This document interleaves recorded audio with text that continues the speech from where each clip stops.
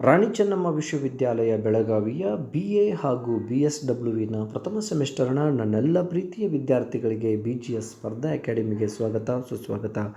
ಆತ್ಮೀಯ ವಿದ್ಯಾರ್ಥಿಗಳೇ, ಬದಲಾಗಿರುವ ಹೊಸ ಪಠ್ಯಕ್ರಮಕ್ಕೆ ಅನುಗುಣವಾದ ಬೇಸಿಕ್ ಕನ್ನಡ ಪುಸ್ತಕ, ಇಲ್ಲಿ ಬರುವ ಗದ್ಯ ಪದ್ಯಗಳ ಸಂಪೂರ್ಣವಾದ ನೋಟ್ಸನ್ನು ನಾನಿಲ್ಲಿ ಚರ್ಚೆ ಮಾಡ್ತಾ ಇದ್ದೇನೆ.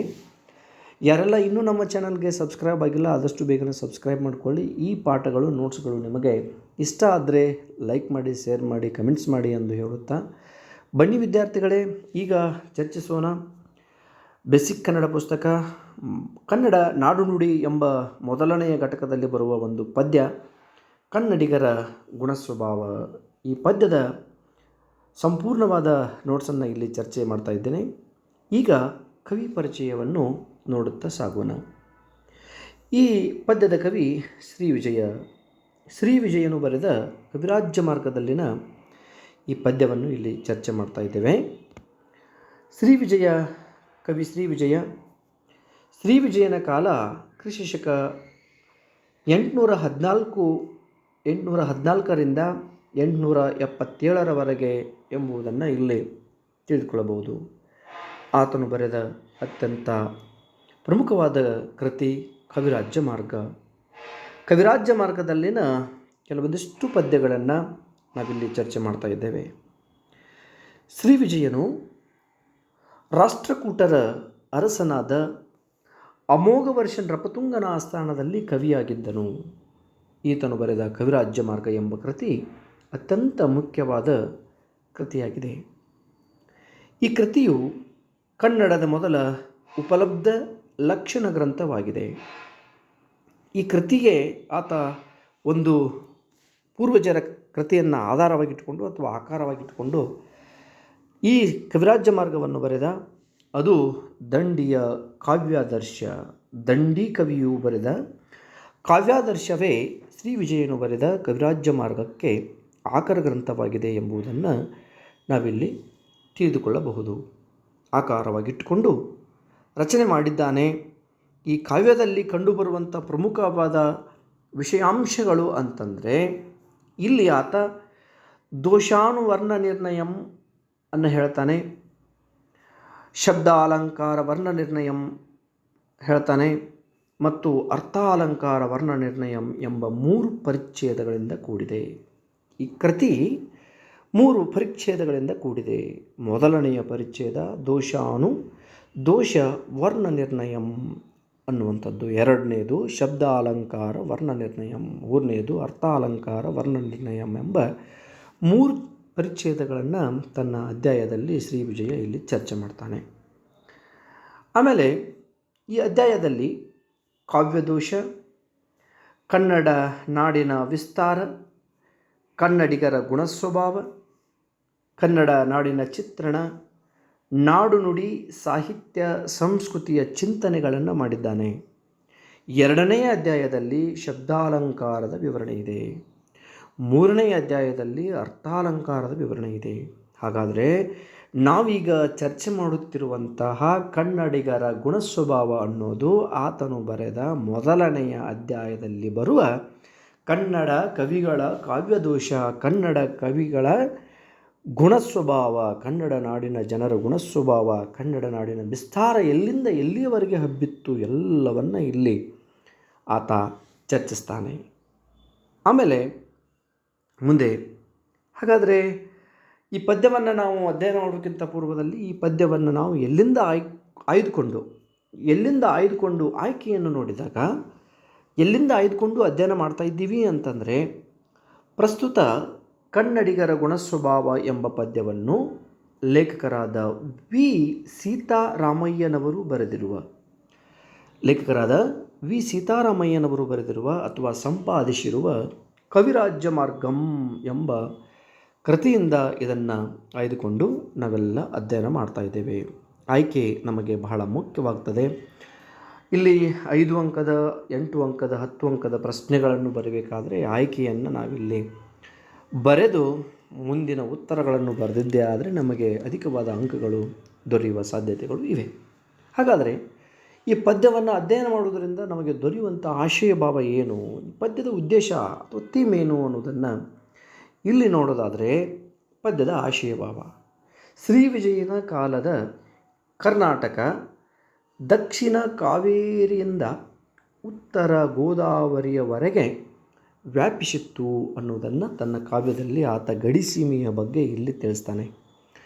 ಅದರಲ್ಲಿ ಪಟ್ಟದಕಲ್ಲು, ಕೊಪ್ಪಳ, ಲಕ್ಷ್ಮೇಶ್ವರ, ಒಕ್ಕುಂದ ಈ 4 ಊರುಗಳ ನಡುವಣ ನಾಡು ಅಚ್ಚಗನ್ನಡದ ಪ್ರದೇಶವಾಗಿತ್ತು. ಅಚ್ಚಗನ್ನಡವನ್ನು ಮಾತನಾಡುವಂಥ 4 ಸ್ಥಳಗಳನ್ನು ಆಗಿನ ಕಾಲಕ್ಕೆ ಶ್ರೀ ವಿಜಯ ಗುರುತಿಸಿದ್ದಾನೆ. ಆ 4 ಸ್ಥಳಗಳು ಅಂತಂದರೆ ಪಟ್ಟದಕಲ್ಲು, ಬಾದಾಮಿ, ಪಟ್ಟದಕಲ್ಲು, ಕೊಪ್ಪಳ, ಲಕ್ಷ್ಮೇಶ್ವರ, ಗದಗ ಜಿಲ್ಲೆಯ ಲಕ್ಷ್ಮೇಶ್ವರ, ಒಕ್ಕುಂದ, ಬೆಳಗಾವಿಯ ಬೈಲಹೊಂಗಲವನ್ನು ಆಗ ಒಕ್ಕುಂದ ಎಂದು ಕರೆಯಲಾಗಿತ್ತು. ಈ ನಾಡಿನ ಜನರು ಮಾತನ್ನು ಅರಿತು ಆಡುತ್ತಿದ್ದರು, ಇತರರ ಮಾತುಗಳನ್ನು ಸರಿಯಾಗಿ ಅರ್ಥ ಮಾಡಿಕೊಳ್ಳುತ್ತಿದ್ದರು ಅನ್ನೋದನ್ನು ತನ್ನ ಕಾವ್ಯದಲ್ಲಿ ಆತ ತಿಳಿಸ್ತಾನೆ. ಅವರು ವಿದ್ಯಾಭ್ಯಾಸ ಮಾಡದಿದ್ದರೂ ಕಾವ್ಯ ರಚನೆಯಲ್ಲಿ ಪರಿಣಿತಿಯನ್ನು ಗಳಿಸಿದ್ದರು. ಓದಿದವರು ಮಾತ್ರವಲ್ಲದೆ ನಾಡಿನ ಎಲ್ಲ ಜನರು ತಮ್ಮ ತಮ್ಮ ಮಾತಿನಲ್ಲಿ ಜಾಣರಾಗಿದ್ದರು.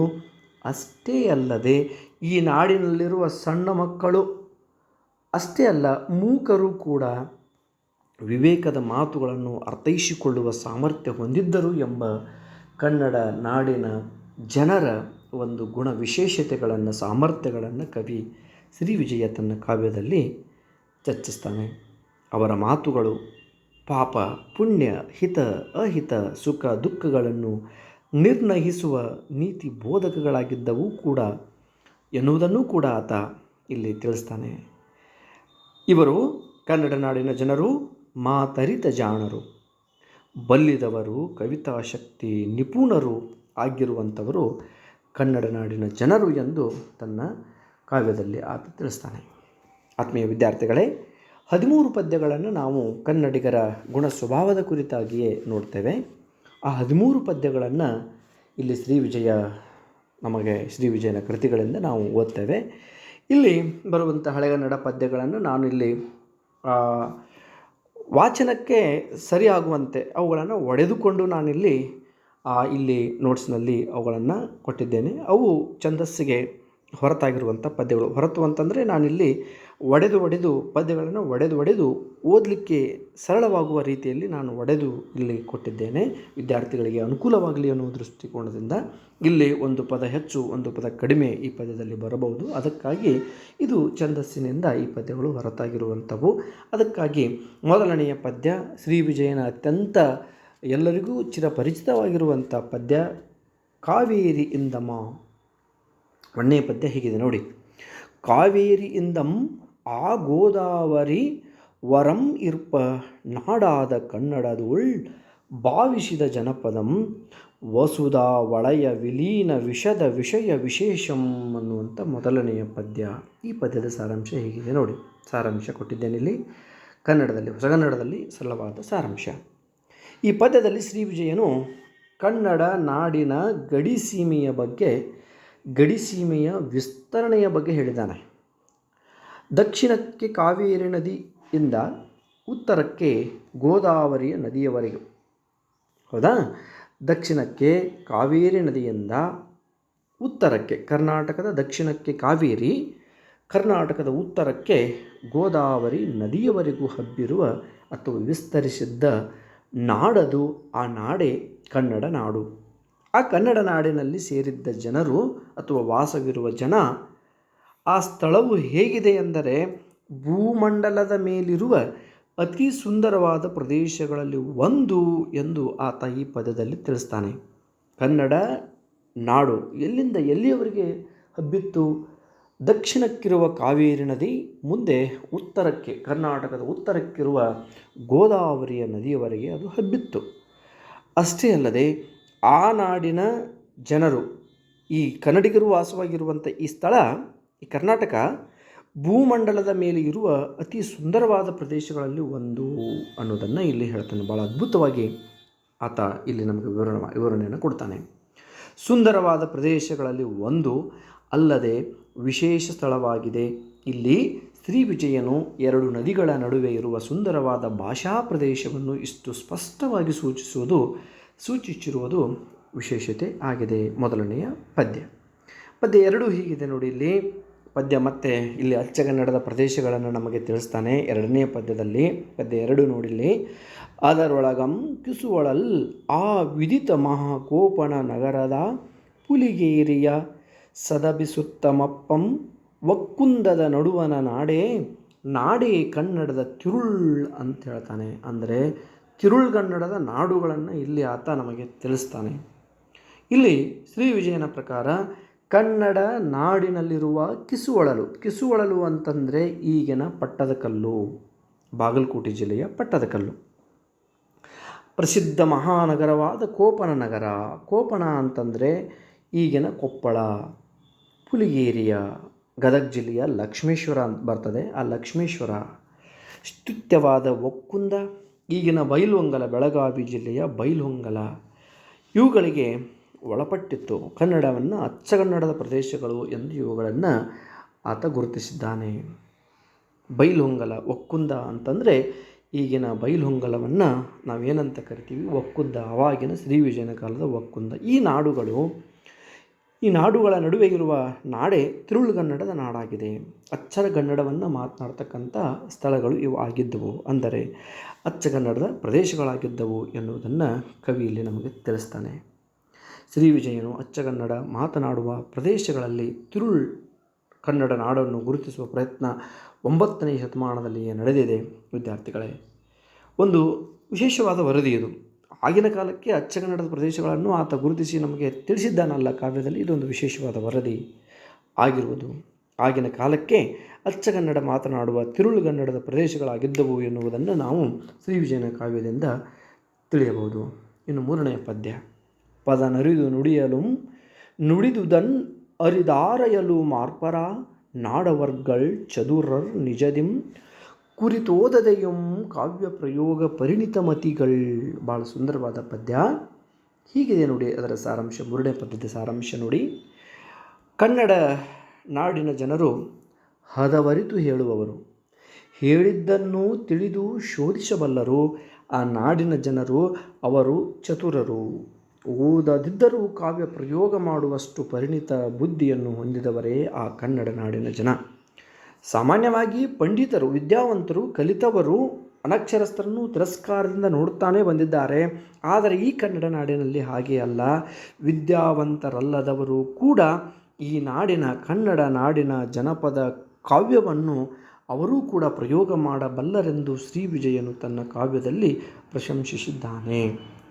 ಕಲಿತವರು, ಪಂಡಿತರು, ವಿದ್ಯಾವಂತರು ಅಷ್ಟೇ ಅಲ್ಲದೆ ಕಲಿಯದವರು ಕೂಡ ಕನ್ನಡ ನಾಡಿನಲ್ಲಿರುವ ಜನಪದ ಕಾವ್ಯಗಳನ್ನು ಅಥವಾ ಹಿರಿಯ ಕವಿಗಳ ಕಾವ್ಯಗಳನ್ನು ಓದುವ, ತಿಳಿದುಕೊಳ್ಳುವ ಅದೇ ರೀತಿಯಾಗಿ ರಚನೆ ಮಾಡಬಲ್ಲ ಸಾಮರ್ಥ್ಯವನ್ನು ಹೊಂದಿದ್ದರು ಎಂಬುದು ಈತ ಅಲ್ಲಿ ಈ ಪದ್ಯದಲ್ಲಿ ಹೇಳ್ತಾನೆ.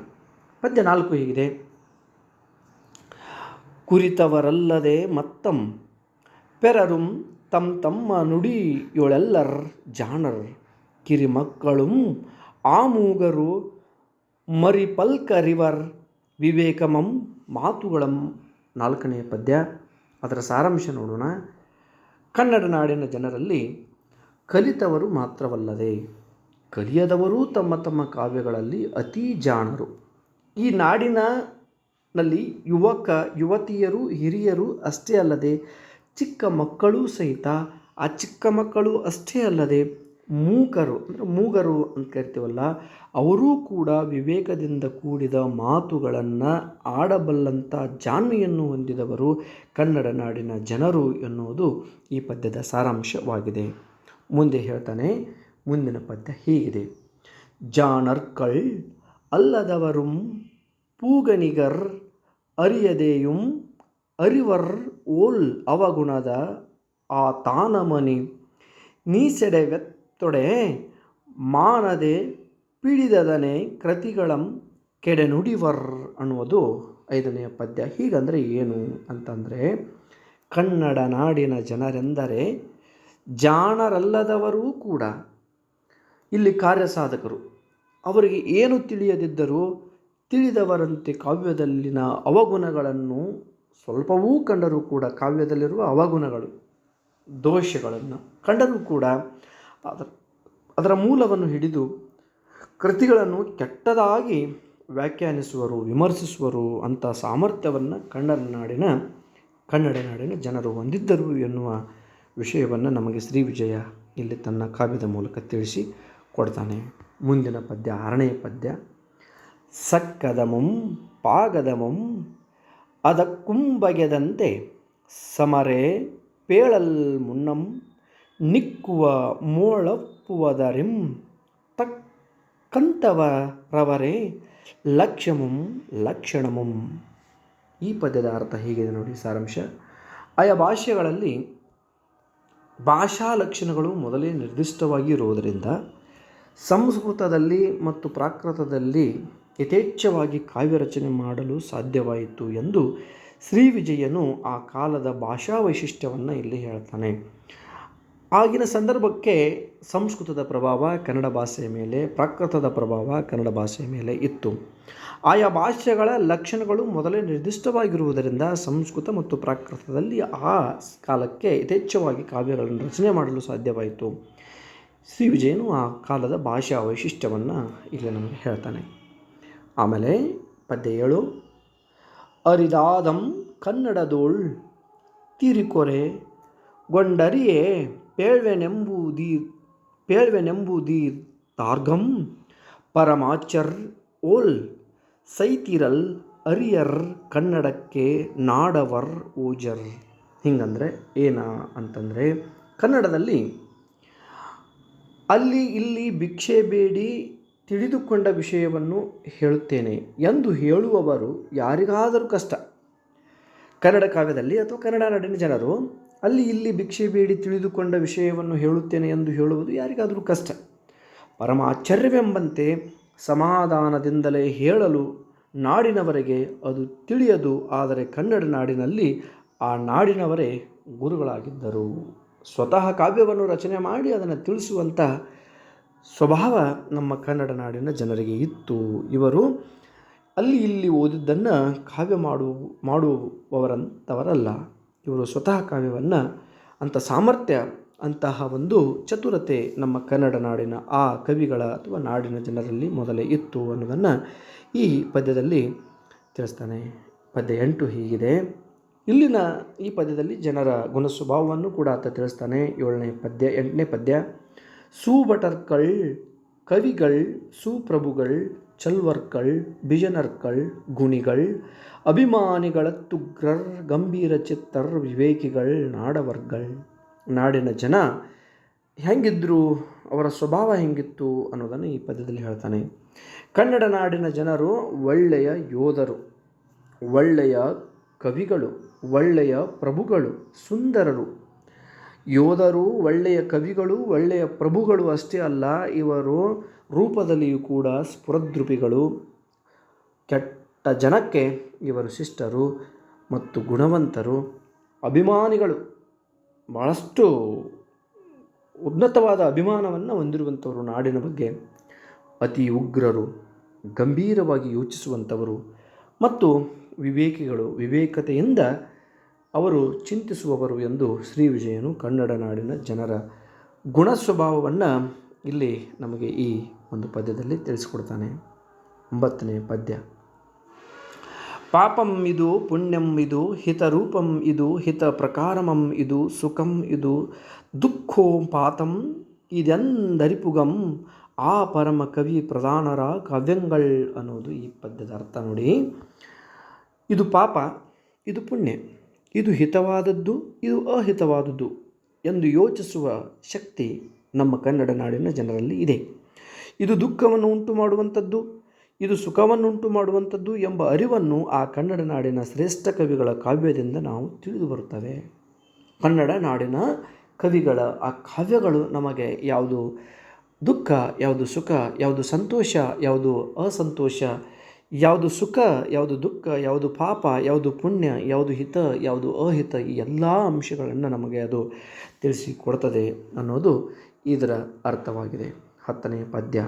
ನೆನೆದು ಪರರ ಮಾತುಗಳನ್ನೇ ನೆಗಳ್ದರೆ ಕೃತಿಯೊಳಿಡುವವಂ ನಗದ ಮಹಾಧ್ವನಿಯವೋಲ್ ಅನರ್ಥವಚನಂ ತನಗಾಗಿ ಸಲರಿಯನ್ ಉಚಿತ ವಾಕ್ಚಾತುರ್ಯತೆಯಂ ಅನ್ನೋದು ಈ ಪದ್ಯ. ಇದರ ಅರ್ಥ ನೋಡಿರಿ. ಬೇರೆಯವರ ಮಾತುಗಳನ್ನೇ ನೆನೆದು ತನ್ನ ಕೃತಿಯಲ್ಲಿ ಬಳಸುವವ ಪರ್ವತದ ಗುಹೆಯ ಮಾರ್ದನೆಯಂತೆ ಆಗುತ್ತಾನೆ. ಅರ್ಥವಿಲ್ಲದ ಮಾತುಗಳನ್ನು ಬಳಸುವವನಾಗಿರುತ್ತಾನೆ. ಆದರೆ ಈ ಕನ್ನಡಿಗರು ಹಾಗಲ್ಲ, ಕನ್ನಡ ನಾಡಿನ ಕವಿಗಳು ಹಾಗಲ್ಲ. ಅವನಿಗೆ ಸಮಂಜಸವಾದ ವಾಕ್ಯವನ್ನು ತನ್ನದಾಗಿಸಿಕೊಳ್ಳುವುದು ಹೇಗೆ ಎಂದು ಆ ಕನ್ನಡ ನಾಡಿನ ಜನರಿಗೆ ತಿಳಿದಿದೆ ಎನ್ನುವುದು ಈ ಪದ್ಯದ ಅರ್ಥ. ಮುಂದೆ 11ನೆಯ ಪದ್ಯ. ಕುರುತಂತು ಪೆರರ್ ಬಗೆಯಂ ತೆರೆದಿರೆ ಪೆರರ್ಗೆ ಅರಿಪಲ್ ಆರ್ಪವಂ ಮಾತರಿವೆಂ ಕಿರಿದರೊಳಗೆ ಪಿರಿದರ್ಥಮಂ ನೆರೆಪಲ್ ನೆರೆವಾತನ್ ಆನಿಂದಂ ಜಾಣಂ. ಹೀಗೆ ಅಂದರೆ ತನ್ನಲ್ಲಿ ಮೂಡಿಬಂದ ಅಭಿಪ್ರಾಯ ಇತರರ ಆಲೋಚನೆಯನ್ನು ತಿಳಿಸುತ್ತಿರುವಾಗ ಅದನ್ನು ಇತರರಿಗೆ ತಿಳಿಸಲು ಬಲ್ಲವನು, ಮಾತನ್ನು ಅರಿತವನು, ಸಣ್ಣ ಕಾವ್ಯದಲ್ಲಿ ಅಥವಾ ಸಣ್ಣ ಸಾಲುಗಳಿಂದಲೇ ಹಿರಿಯ ಅರ್ಥವನ್ನು ತೋರಿಸಬಲ್ಲವನು, ಅವನಿಗಿಂತ ನಿಪುಣನಾಗಿರುವನು ಕನ್ನಡ ನಾಡಿನ ಕವಿಯು ಅನ್ನೋದು ಈ ಪದ್ಯದ ಅರ್ಥವಾಗಿದೆ. ಮುಂದೆ 12ನೆಯ ಪದ್ಯ. ನುಡಿಯಂ ಚಂದದೋಳ್ ಒಂದಿರೇ ತೊಡರ್ಚಲ್ ಅರಿತವನ್ ಆತನಿಂ ಜಾಣಂ ತಡೆಯದೆ ಮಹತ್ವಕೃತಿಗಳ್ ನೋಡರಿಸಲಾರ್ಪ ಆತನ್ ಎಲ್ಲರಿಂದಂ ಬಲ್ಲಂ. ಹೀಗೆ ಇದರ ಅರ್ಥವನ್ನು ನೋಡೋಣ. ನುಡಿಯನ್ನು ಛಂದೋಬಂಧದಲ್ಲಿ ತೊಡಗಿಸಬಲ್ಲವನು ಅಥವಾ ಉಪಯೋಗಿಸಬಲ್ಲವನು ಆತನಿಂದಲೂ ಜಾಣ. ತಡೆಯದೆ ಮಹಾಕಾವ್ಯಗಳನ್ನು ರಚಿಸಬಲ್ಲವನು ಎಲ್ಲರಿಗಿಂತಲೂ ಮಹಾಜ್ಞಾನವನ್ನು ಹೊಂದಿದವನು. ಛಂದೋಬಂಧಕ್ಕೆ ಸಂಬಂಧಿಸಿದಂತೆ ಅಥವಾ ಛಂದಸ್ಸಿನಲ್ಲಿ ಕಾವ್ಯವನ್ನು ಬರೆಯುವ ಕವಿ ಮಹಾಕವಿಯೇ. ಆದರೆ ಇಲ್ಲಿ ಛಂದಸ್ಸಿನ ಮೂಲವೇ ಗೊತ್ತಿಲ್ಲದ ಅಥವಾ ಶಬ್ದದ ಅರ್ಥವೇ ಗೊತ್ತಿಲ್ಲದ ಅಥವಾ ಕಲಿಯದೆ ವಿದ್ಯೆಯನ್ನು ಸಂಪಾದಿಸದೆ ಇರುವಂಥ ನಮ್ಮ ಕನ್ನಡ ನಾಡಿನ ಜನ ಜಾನಪದ ಶೈಲಿಯಲ್ಲಿ ಕಾವ್ಯವನ್ನು ಬರಿತಾ ಇದ್ರಲ್ಲ, ಅವರು ಇವರಿಗಿಂತ ಜಾಣರು ಅನ್ನೋದು ಈ ಪದ್ಯದ ಅರ್ಥವಾಗಿದೆ. ಮುಂದಿನ ಪದ್ಯಕ್ಕೆ ಹೋಗೋಣ. 13ನೆಯ ಪದ್ಯ 13 ಕೊನೆಯ ಪದ್ಯ ಇದು. ಮಾತರಿತವರ್ ಕೆಲಬರ್ ಜಗತೀತಗಳ ಮನುಜರೊಳಗೆ ಮಾತರಿವವರೊಳ್ ನೀತಿ ವಿದರಂ ಅಲಳ್ ಕವಿತಾ ನೀತಿಯುತರ ಕೆಲರೇ ಪರಮಕವಿ ವೃಷಭರ್ಕಳ್ ಅನ್ನೋದು ಕೊನೆಯ ಪದ್ಯ. ಹೀಗೆ ಈ ಪದ್ಯದ ಸಾರಾಂಶ ನೋಡಿಲ್ಲಿ. ಜಗತ್ತಿನಲ್ಲಿರುವ ಮನುಷ್ಯರಲ್ಲಿ ಮಾತನ್ನರಿತವರು ಕೆಲವರು, ಅದು ಕನ್ನಡ ನಾಡಿನ ಜನ. ಜಗತ್ತಿನಲ್ಲಿರುವ ಮನುಷ್ಯರಲ್ಲಿ ಮಾತನ್ನರಿತವರು ಕೆಲವರು, ಅವರೇ ಕನ್ನಡಿಗರು. ಆ ಮಾತನ್ನೂ ಅರಿತವರಲ್ಲಿ ನೀತಿಯನ್ನು ಅರಿತವರು ಇನ್ನೂ ಕೆಲವರು. ಆ ನೀತಿಯನ್ನು ಅರಿತವರಲ್ಲಿ ಸ್ವಚ್ಛವಾದ ಕವಿತಾ ನೀತಿಯನ್ನು ಅನುಸರಿಸುವವರು ಆದ ಪರಮಕವಿ ಶ್ರೇಷ್ಠರು ಕೆಲವರು ಮಾತ್ರ ಕನ್ನಡ ನಾಡಿನಲ್ಲಿರುವ ಜನರಾಗಿದ್ದಾರೆ ಅನ್ನೋದು ಈ ಒಂದು ಪದ್ಯದ ಸಾರಾಂಶ ಆಗಿದೆ. ಜಗತ್ತಿನಲ್ಲಿ ಇರುವಂಥ ಮನುಷ್ಯರಲ್ಲಿ ಮಾತಿನ ಅರ್ಥ ಅರಿತವರು ಕೆಲವರು, ಈ ಮಾತನ್ನು ಅರಿತವರಲ್ಲಿ ನೀತಿಯನ್ನು ಅರಿತವರು ಕೆಲವರು. ಈ ನೀತಿಯನ್ನು ಅರಿತವರಲ್ಲಿಯೇ ಸ್ವಚ್ಛವಾದ ಕವಿತಾ ನೀತಿಯನ್ನು ಅನುಸರಿಸುವವರು ಆದ ಪರಮಶ್ರೇಷ್ಠ ಕವಿಗಳು ಕೆಲವರು ಮಾತ್ರ. ಆ ಕೆಲವು ಕವಿಗಳು ನಮ್ಮ ಕನ್ನಡ ನಾಡಿನಲ್ಲಿ ಇದ್ದಾರೆ ಅನ್ನೋದೇ ಶ್ರೀ ವಿಜಯನ ಒಂದು ಅರ್ಥ.